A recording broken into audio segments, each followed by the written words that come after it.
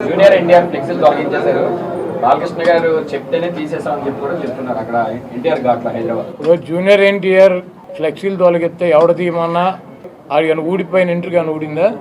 వాళ్ళ నీచమైన బుద్ధి. ఎన్టీ రామారావు పేరు చెప్పి భజన చేసుకునేటువంటి కుటుంబ సభ్యులు ఎన్టీ రామారావుని పెద్ద ఎన్టీఆర్నేమో చంద్రబాబు కోసం దించారు. జూనియర్ ఎన్టీఆర్నేమో సిగ్గు లేకుండా బాలకృష్ణ మళ్ళీ అల్లుడి కోసం, ఈ లోకేష్ పప్పుగడి కోసం సర్వనాశనం చేసేటువంటి కార్యక్రమం పెట్టుకున్నారు. ఇటువంటి బాలకృష్ణలో ఇటువంటి చంద్రబాబు నాయుడు 1000 మంది వచ్చినా కూడా జూనియర్ ఎన్టీఆర్ ఊడిపోయినటువంటి ఇంటర్ కూడా పేర్లేదు. రోజు జూనియర్ ఎన్టీఆర్ ఫ్లెక్సీలు తొలగిస్తే ఎవడ తీయమన్నా అది కానీ ఊడిపోయిన ఇంటర్ కానీ ఊడిందా?